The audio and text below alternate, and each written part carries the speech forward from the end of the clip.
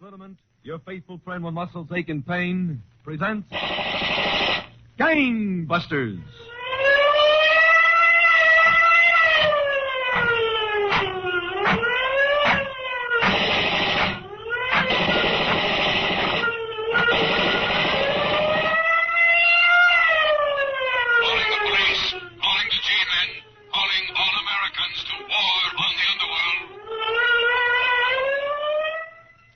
Gangbusters, brought to you, the men and women of America, by the makers of Sloan's Liniment. With the cooperation of leading law enforcement officials of the United States, Gangbusters presents facts in the relentless war of the police on the underworld. Authentic case histories that show the never-ending activity of the police in their work of protecting our citizens. America's crusade against crime. Now, for those of you who are familiar with the name Schwarzkopf, just an editorial note, and we'll get right back to the program. Colonel Schwarzkopf, who oftentimes interviews the lawman who brings in the story to Gangbusters, is, of course, in actuality, the father of H. Norman Schwarzkopf, General of the United States Army. And so this is kind of interesting to hear him portrayed, his father portrayed as a law enforcer. And also interesting, there's the character of the lawman, a sheriff, a judge who comes on the program, Judge Miller, is played by none other than Bill Johnstone, who about the same time was playing The Shadow on the Mutual Network. So there's a couple of interesting voices to listen for here. Now for our proxy interview between Colonel Schwarzkopf and Judge L.D. Miller of Chattanooga, Tennessee. Picture our setting as a special office turned over to Gangbusters by Commissioner Louis J. Valentine of the New York City Police. Colonel Schwarzkopf. Judge Miller, I understand that Charleston and Rogers, the nickel and dime bandits, were hunted by the police of 6 states. Yes, Colonel Schwarzkopf. Actually, 8 different police departments were after them within a period of 30 days. But why do you call these particular criminals the nickel and dime bandits? Well, Colonel, James Carlson, the brains of the combination, had a theory of crime different from any criminal in all my experience. I got a new slant on stick-ups that'll pay big dividends. I'm going to get me a smart partner that knows how to use a gat. Then we're going to go through the Mississippi Valley pulling little jobs, nickel and dime jobs. When we pulled enough of these nickel and dime jobs, we'll have just as much jack as if we'd stuck up a dozen big banks.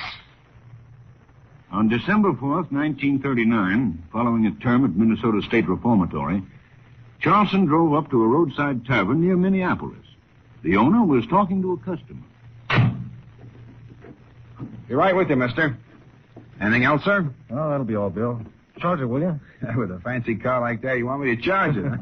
No fancy. Right behind you, pal. Turn around. What? Look out, Bill. He's got a gun. A special kind of gun, mister, with a hair trigger. Come on, both of you. Back up into that hot dog joint before I turn this cannon loose on you. I want your dough. Oh, I got some change. Give it to me. Here you are. Now, you. Open up that cash register. Here. $35. It's all I got. I know it ain't. Scoop out that change and stick it in my pocket. Nickels and dimes, huh? I'd like to see you for 5 minutes without that gun. Here's a change. Thanks, white guy. Now get out of here. Not so fast, you. Empty your pockets. Pretty brave, aren't you, with a gun? Yeah, and it's liable to go off any minute. No sawed-off punk's gonna take my dough. I warned you, white guy. Bill! You're not getting away from me. I'll show you. Give me that gun. You're all through, son. Let go of me. You hurt? Let go of me. Yeah, I guess so. Pretty bad. I dropped all 3 of those bullets, but I got his gun. You're going to need a doctor. What do we do with this guy? Lock him in the washroom. Yeah, you make it all right? Yeah, sure. Now, I got the special gun, you rat. Yeah. Give me back my money. All right. Here you are. Now, come on, you into the washroom. You'll never get me to jail. Inside, punk. Okay, white guy. I'll lock it and then phone the police. Better get an ambulance, Bill. You're bleeding bad. Hello, operator. Get me the police. Sit down, Bill. What's that? The washroom window. There. Up front. Very good. He's in his car. Stop! Stop or I'll shoot! Oh, it's jammed. That guy's special pistol jammed and saved his own life. It is rare, Judge Miller, for the victim to turn on his assailant at gunpoint and disarm him. It is, Colonel. Fortunately, the wounds of the tavern owner were not serious. Johnson made a dash for Chicago, where he went into partnership with another criminal named Joe Rogers. Together, they stole a late model car and started south, blazing a trail of robberies from Illinois to Louisiana. On the night of December 17th in Blytheville, Arkansas, Charleston and Rogers committed an unusual robbery, showing a peculiar obsession. Blytheville, Arkansas, robbery. 2 men broke into a house and stole a large collection of pistols, automatics, shotguns, and rifles. Seen escaping in blue or black Dodge sedan. Notify all gun dealers to be on lookout for unusual weapons of foreign make.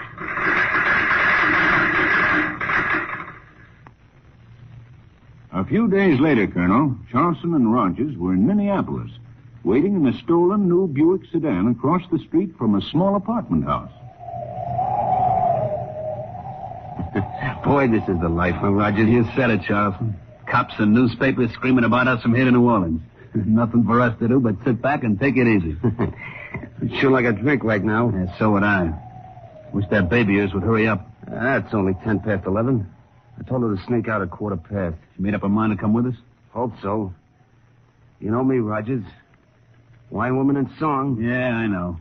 But when are we going to quit this small-time stuff and go after something big? Like what? Banks. Forget it, Rogers. Knock over a bank and every cop in the state's after you. Just think of the dough we could pick up in banks. All we've been getting the places you pick is chicken feed. Nothing but nickels and dimes. There's nothing you can't buy with nickels and dimes, Rogers. If you got enough of them. Sure, but we could... There's no buts to it. It adds up, see? And the rap for little jobs is nothing like it is for a bank. But in one bank job, we... Listen, sap. Hey, take it easy, will you? Banks have guards, and the guards have guns and tear gas. They have balconies to ambush bank bandits. They have burglar alarms to call the cops. Don't you see, we can get as much in a flock of gas stations as we could in a dozen banks. And no risk. Maybe you're right. The way I figure it... Hold it, Charleston. Here comes your girlfriend. Oh. Hello, baby. Hello, Jim. Gee, I'm glad to see you. You and me both. Get in the car. Okay. This is my pal, Joe Rogers. Oh, pleased to meet you. How are you? Oh, what's up? Where are we going? We're going south, kid. How'd you like to go with us? South? Oh, gee, I'd love to, but what about my folks? Send them a postcard. Yeah. Just say, having a wonderful time. I wish you were here. Hey, what are you guys going to do? We got special ideas. Swell clothes, good liquor, and plenty to keep us busy. What do you say? I say, what are we waiting for? Baby, you're going to be perfect. Let's go, Rogers. Where to? Back to New Orleans, where it's nice and warm. But we're going to make some stops on the way. And where we stop, nobody's ever going to forget us. This'll be a joyride to remember.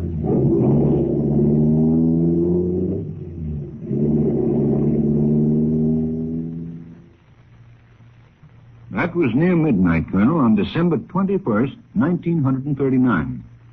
3 days later, Chief C.R. Bryan of the Chattanooga, Tennessee Police was sitting in his office when Police Captain Homer Edmondson walked in with a message in his hand. Morning, Captain. Good morning, Chief Bryan. This just came in on the teletype. Thought you'd like to look at it. From Sweetwater, huh? Yes, sir. Arrest 2 men wanted here for robbery of roadside buffet this morning, 3 a.m. One man about 20, weight 150, blue eyes, light hair. The other one, older, weight about 140, dark hair, slender. Both bandits wearing leather jackets. That's a pretty complete description, Chief. These bandits took $60 in currency, cigarettes, liquor, and a large amount of nickels and dimes. They're heavily armed. Large amount of nickels and dimes. That sounds familiar. You're right, Captain. This is the 6th report in the last few days that used those exact words. Yes, and each report was near Chattanooga. Have you broadcast this message to the patrol cars? Yes, sir. Right after it came in. Send it out again, Captain. This is the first good description we've had of those men. If they try anything here, I want every man on the force to be waiting for them. Right, Chief. Wait a second. Chief Bryan speaking. Send some cops over quick, Chief. I've just been robbed. Who's this? Jack Parker. I got a filling station at Main and Watkins. I just opened up 10 minutes ago and 2 guys walked in and... Hold on a minute. Captain, there's been a holdup over at Main and Watkins, the filling station. Send a patrol car over there right away. Right away, Chief. Go ahead, Mr. Parker. What happened? These 2 guys walked in, Chief. They both wore leather jackets. They had 4 guns between them and they cleaned out the cash register. How much they get? $7. Almost all small change. Nickels and dimes, huh? Well, I know it don't sound like much, Chief, but it's a lot to me. Mr. Parker, I don't care if it was 7 cents or $7 million. If these bandits are the men I think they are, they're going to try to pull some more jobs like this here in Chattanooga, and we're going to get them. The next afternoon, Colonel, the woman manager of a small dry goods store in Chattanooga saw 2 men, apparently customers, walking into her store. May I help you, gentlemen? Yeah, let me see some shirts. The best you got. And I want to see some socks and ties. Certainly, right over here. What size shirt, sir? 15 collar, 34 sleeve. And I want size 11 socks. Here they are. Just take your pick. That's just what we're going to do, sister. Stick 'em up. Hold up. Take it easy, sister. One peep out of you and I'll drill you. Please. Get down on the floor behind our counter. And don't move if you want to live. Yes, Pretty fancy-looking socks, pal. Get some for me. What kind of shirts you getting? Silk. The most expensive I can find. Please. Fast. Okay. These here look swell. Green silk. You ready, pal? Yeah, let's go. Hey, sister, where's your cash register? There in back of the counter. But there's only a... I know. There's only a little change. That's what they all say. How much, pal? $10 and about 5 and change. Thanks for the service, lady. We'll be sure to tell our friends about you. And remember, sister, if you move off that floor before we're out of this store, it'll be the last time you ever move. Exactly 44 minutes later, Colonel, in a Chattanooga liquor store on the other side of town. Will that be all, gentlemen? Just the 3 bottles of whiskey? No, that ain't all, mister. Reach for the ceiling. Hey, what do you want? Don't shoot him, pal. The cops might hear you get. All right? Keep him covered. And what are you going to do? I'm going to teach you not to be so nosy. That'll teach you to ask me what I want. Now, please don't kick me again. Come on, pal. Let's get out of here. Get the dough. Okay. Take everything, even the small change. How much is it? Yeah, there's about $90 here. Hey, here's something else, pal. A nice new gap for your collection. Say, not so bad. Different from any I got. Maybe I ought to try it out on this wise guy. No, please. Okay, mister, but just so you won't run after us, here's something more to remember us. Buck. Oh. That brutal holdup was the third the nickel and dime bandits committed in the heart of Chattanooga within 24 hours, Colonel. It redoubled the efforts of the police to catch Charleston and Rogers and resulted in a gun battle that Chattanooga will long remember. Law enforcement officers within a radius of 50 miles of Chattanooga cooperated. At a special meeting of police representatives at the office of Chief C.R. Bryant, all possible angles were discussed. Fortunately, men, we have a complete description of these 2 bandits and definite identification clues. What are they, Chief Bryan? Well, first, Sussman, there's the nickel and dime angle. So anyone seen spending an unusual amount of silver is a definite suspect. Then there's the gun angle. The gun angle? It's this, Frazier. These men are crazy about guns. They take pride in them. Not just as weapons, but as items to collect. So the bandits might just show off their guns sometime without staging a holdup, huh? Particularly if they've been drinking. That's still another clue, Chief Bryan. The amount of liquor they consume, judging by the amount they've stolen. And the girl with them. The one that's been seen in their car. Now, we have her description. All right, Captain Edmondson. These are all valuable clues, men. And we have one other advantage. From what these bandits have said to their victims, they don't expect the police to go after them seriously. Just because the thefts have been relatively small, huh? Exactly. That gives me an idea, Chief. What is it, Edmondson? Maybe we can get these bandits through a weakness in their own system. How, Captain? Let's give these clues to every reliable citizen in the vicinity of Chattanooga. Every small storekeeper.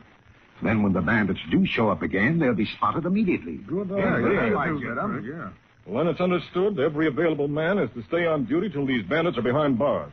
I want them in custody before somebody gets killed.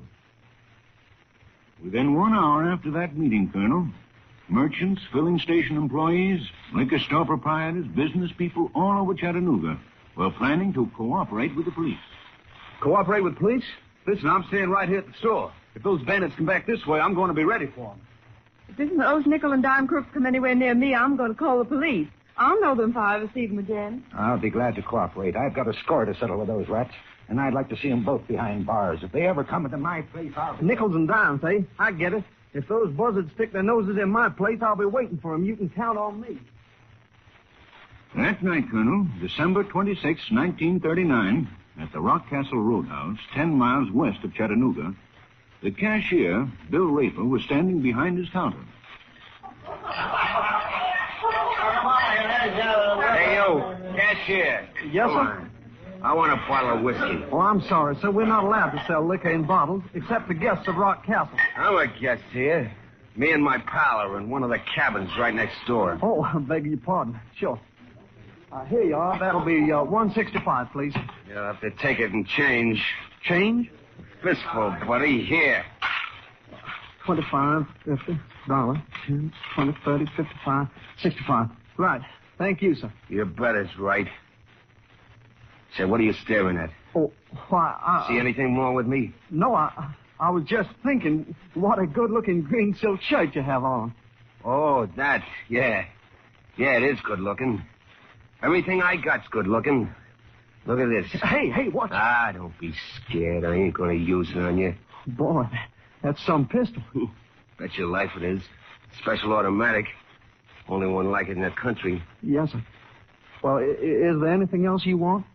Yeah, sure. I almost forgot. Give me some of those box lunches you got, huh? How many? Let's see now. 3, please. Here they are. Do you want me to carry them for you? Yeah, that's right. I'm getting a little rocky. Hey, Joe, take over, will you? Okay. I'll be right back. Let's go, sir. Now, which cabin is it? Second one on the left. This the cabin? Yeah, I'll knock.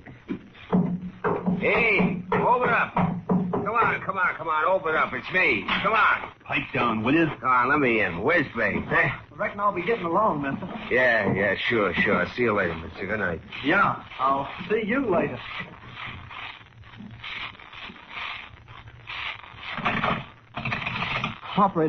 Operator, get me the police.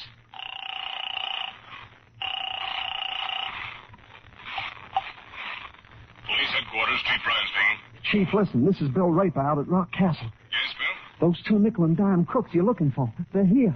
How do you know? I'm positive, Chief. Every single clue you give me. The nickels and dimes, the guns, the liquor, everything checks. Did you notice a car? Yes, sir. It's a big, black, new 1940 Buick. Where are they? In a cabin right next door. How many? 3 of them, sir. 2 men and a girl. That's what I call fine cooperation, Bill. Sit tight and don't say a word to anyone. I'll send an emergency squad out there right away.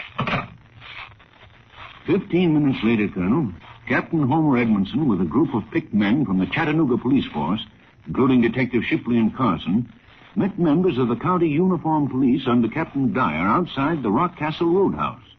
The cashier, Bill Raper, was waiting for them. Which cabin are they in, Mr. Raper? That one with the lights on, Captain Edmondson. All right, men. Sussman and Fraser, you stick with me. All right, Captain. Now, we'll go to the front of the house. Shipley, you and Carson cover the back with Captain Dyer. You got that? Right, Captain. What's our plan, Captain? Simply to close in and get those bandits. We can't start shooting till we're absolutely sure these are the men we want. But if they show the slightest resistance, open fire with riot guns immediately. Ready? Yes, sir. Let's go.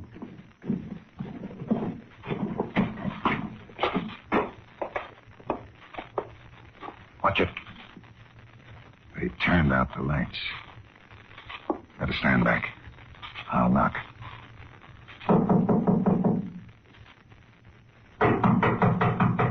Open up. Who is it? Police. Just a minute. Hurry it up. All right, coppers, come and get it! Get back, man.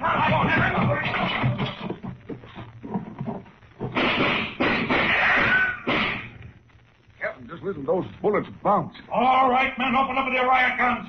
Right, Captain.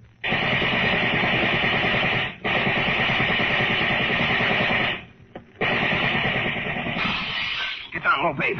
Those cops are using riot guns. We'll fix them, Jimmy. I'll load your pistol. Roger. Yeah? Cover the back door. I'll cover the front. Okay, Charleston. Come on, coppers. Try and take it.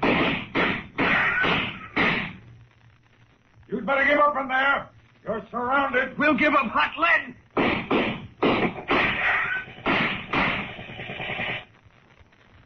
Give me another gat, babe. This one's empty. Here you are, Jimmy. How is it in the back, Rogers? Can't see him. It's too dark out there. Well, they're all around us, Jimmy. Keep down, babe.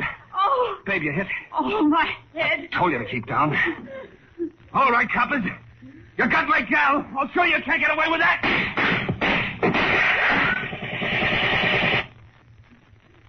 Charleston, there's a copper creeping up in the back. You cover the front, Rogers. I'll get that cop. He's coming right up to the back door. What are you going to do, Jimmy? Shut up, babe. I'm running this show. Open your hands, all three of you. I'm waiting for you, cop. Jimmy, you killed him. I'll say I killed him. I got his gun, too. Jimmy, they got Rogers. Lie down on the floor, babe. I'll get him for that.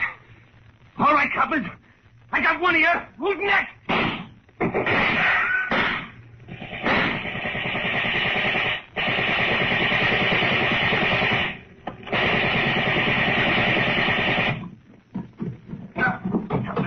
Yes, Fraser. They killed Shipley. Shipley? How? He broke in the back door, shot down before he had a chance. Oh, the dirty dogs. Give me your rat gun, Fraser. Yes, mine's empty. Captain, I'm going after him. Now, wait, don't go up there. It's probably a trap. There goes one of them out the side door. Stop or I'll fire. He's running for the woods. I can't see him. There, between those big trees. Missed him. It's so dark, I can't see. Oh, we'll never find him in this darkness. What we do, Captain? He might be hurt. Dyer, you and Carson follow him. I am going to get some bloodhounds.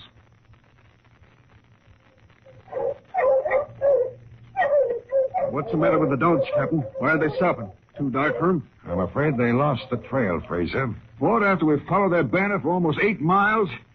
It's all right, Sussman. Those bloodhounds have told me just what I want to know. That'll get you, Captain. For the last 2 miles, the bandits' trail has followed right along these railroad tracks. That's right. But now we've lost it. I can't see what that We're is. headed toward Chattanooga, not away from it.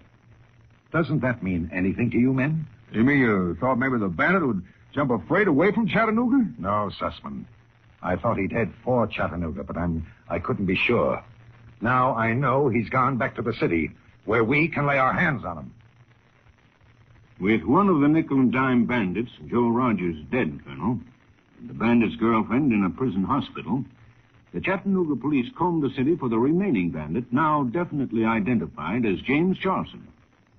Later that night, after visiting hundreds of rooming houses, 2 police officers, Patrolman Fraser and Sussman, climbed the stairs of a cheap rooming house an hour after midnight. What number did the landlady say, Fraser? Room 6. Yeah. It's room number 6, right up there at the head of the stairs. Yeah. Landlady said her new boarder arrived an hour ago. Have your gun ready? Bet I will, Sussman. Turn on your flashlight. I'll try the door. Right. Door's unlocked. That's lucky. Careful now. Easy. There, he's in bed. Sound asleep. Wonder if he's the guy we want. He's pretty young for a bandit. Let's make sure, Sussman. Pull down the covers. A pistol there in his right hand. And another one next to him. He's starting to wake up. Grab him. I'm with you. Look on. I didn't do nothing. I got him, Fraser. Put the bracelets on him. Charleston, you're all through. You cops are crazy. I'm not the guy you want. No. Turn all right, Fraser. Let's see those 2 guns. That don't prove nothing, copper. I didn't kill nobody. I like guns. See, I collect them. Yeah? Well, this is one gun you never should have collected, Charleston. It's the gun you took from Detective Shipley after you killed him. And it's the last gun you're ever going to collect. And so, Colonel Schwarzkopf, through splendid police work and excellent citizen cooperation, the criminal activities of James Charleston came to an abrupt end. Placed on trial in my court for robbery and murder on February 27th, 1940, he was quickly found guilty. I sentenced him to life imprisonment in the Tennessee State Penitentiary. He is there at this very moment. And what happened to the girl who was with Charleston and Rogers, Judge Miller? For months, she hovered between life and death, with a bullet touching her brain. The doctor said her mental faculties would be impaired indefinitely, and under the circumstances, she was freed in the custody of her parents. Thank you, Judge Miller, for a fine case. I'm particularly pleased with the way you brought out the great value of public cooperation with the authorities. When the police thus frankly solicit help from our law-abiding citizens, and those citizens promptly and comprehensively cooperate, no criminal can escape. Every time the police and the people work together, the end is inevitable. Crime does not pay. And now, the clues. Special bulletin, all citizens. Watch for murderer 24, 5 feet 5 inches, 135 pounds, dark brown hair slicked back, brown eyes. This man with tall, sandy-haired companion having wrinkled face, wanted for brutal murder several days ago, refrigeration engineer near San Antonio, Texas, may be traveling in black Ford station wagon, and may have in possession a .44 caliber Smith & Wesson revolver with cedar handle. Warning, citizens of Pennsylvania, be on lookout for man 28, 5 feet 8 inches, 160 pounds, brown hair, gray eyes, occupation farmer. This man wanted in connection with feud slaying last week, Indian Head section of Fayette County, Pennsylvania. If you have any information concerning these clues, notify your local police, the Federal Bureau of Investigation, or gangbusters at once. For Sloan's Liniment next week, the case of the missing corpse.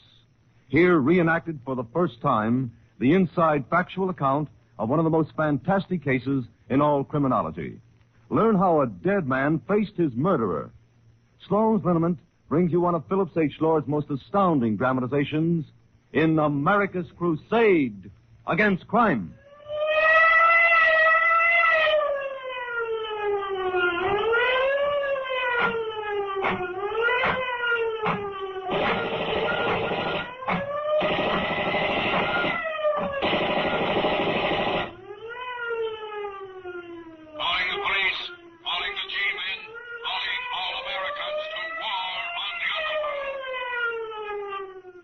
Enjoying the timeless classics on Golden Age Radio?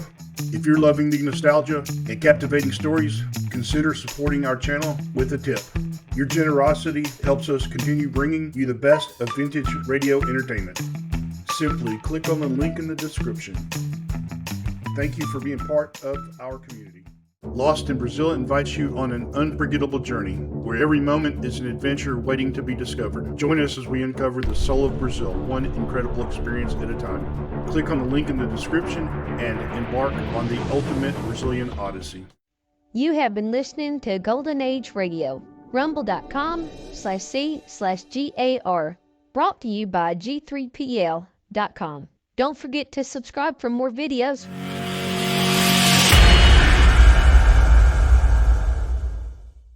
I would like to extend my sincere gratitude to Old Time Radio Research Group for their remarkable efforts in preserving and archiving the captivating world of old time radio programs. Their dedication to safeguarding these precious audio gems ensures that future generations can relish the enchanting stories, music, and entertainment of the past.